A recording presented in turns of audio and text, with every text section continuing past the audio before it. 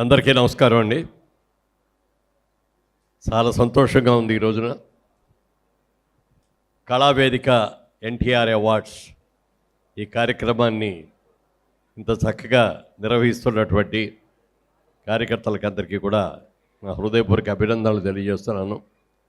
ముందు ముఖ్యంగా ఎన్టీ రామారావు గారి పుత్రుడు, ఎన్టీ రామారావు గారి ఎన్ఏటి సినిమాలకన్నిటికీ కూడా director of photography, cameraman Shri Mohan Krishna garu వచ్చి వారి చేతుల మీదుగా ఈ అవార్డులు ఇవ్వటం, అలాగే మా అమ్మాయి మోహన్ రూప ఆవిడ కూడా వచ్చి పర్సనల్గా వచ్చినందుకు ఆవిడ కూడా మనస్ఫూర్తిగా అభినందిస్తూ, రామారావు గారి పేరు మీద ఈ అవార్డులు పెట్టడం అనేది చాలా గొప్ప విషయం అండి. నా అనుభవం చెప్తాను ఆయనతోటి. నేనేదో సినిమాలో వయసు వచ్చిన పిల్లను సినిమా షూటింగ్ జరుగుతుంటే ఎన్టీ రామారావు గారి మేకప్ మ్యాన్ పీతాంబరం గారు, శేఖర్ గారు అని కెమెరామ్యాన్, వాళ్ళిద్దరు షూటింగ్ దగ్గరకు వచ్చారు. ఏమండి, యాదవ్కి భారత్ అని హిందీ సినిమా మేము కొన్నాం, దాన్ని ఎన్టీఆర్ గారితో తెలుగులో తీయబోతున్నాం, అందులో క్యారెక్టర్ మీరు చేస్తారు బాగుందని మీ దగ్గరికి వచ్చాం.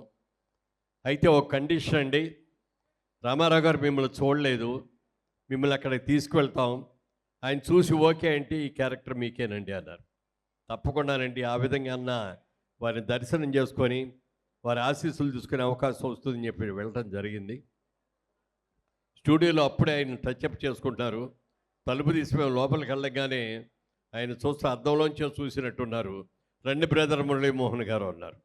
నాకు కొంచెం ఇబ్బంది అనిపించింది. సార్ మీరు గారు అంటారు ఏమిటంటే, మాకు అందరినీ కూడా గౌరవించడం అలవాటు, నేను ఎవరినైనా సరే నువ్వు అని అన్నాం అని చెప్పి ఆయన అంత గొప్ప విషయం.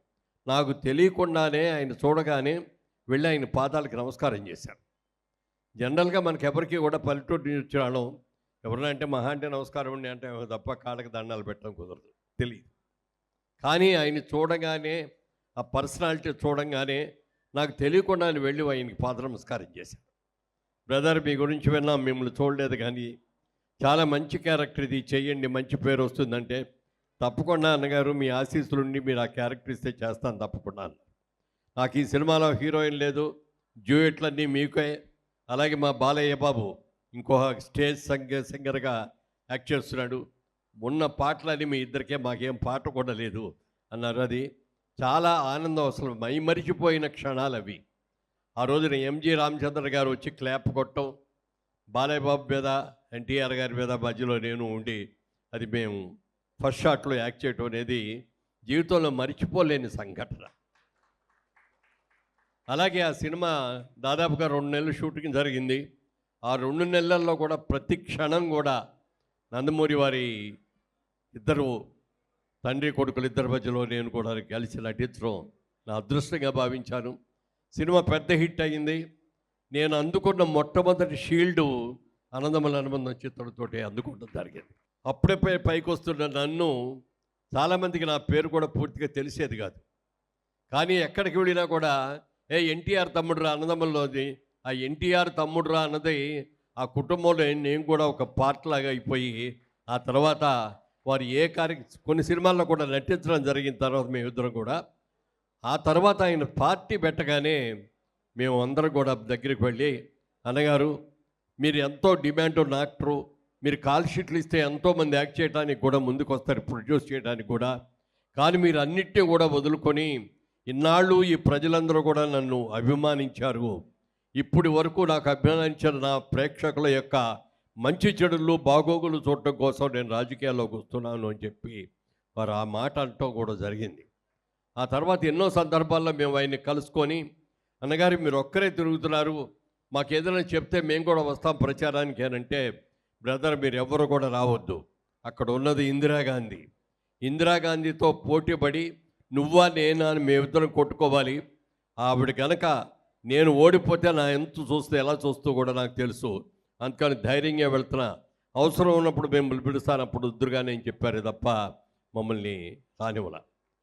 తర్వాత ఆయన ఎన్నికల్లో నిలబడటం, పార్టీ పెట్టిన 9 నెలల్లో ఇంతవరకు భారతదేశం కాదు ప్రపంచ చరిత్రలో ఎవరు కూడా ఒక పార్టీని పెట్టి కేవలం 9 నెలల్లో పార్టీ అధికారంలోకి తీసుకురావటం, అంతేకాకుండా కాంగ్రెస్ పార్టీ లాంటి ఒక పెద్ద పార్టీని మరి డిపాజిట్లు గల్లంత అయ్యేటట్టు చేసి అధికారంలోకి తీసుకొచ్చిన ఘనత ఎన్టీ రామారావు గారికి దక్కింది.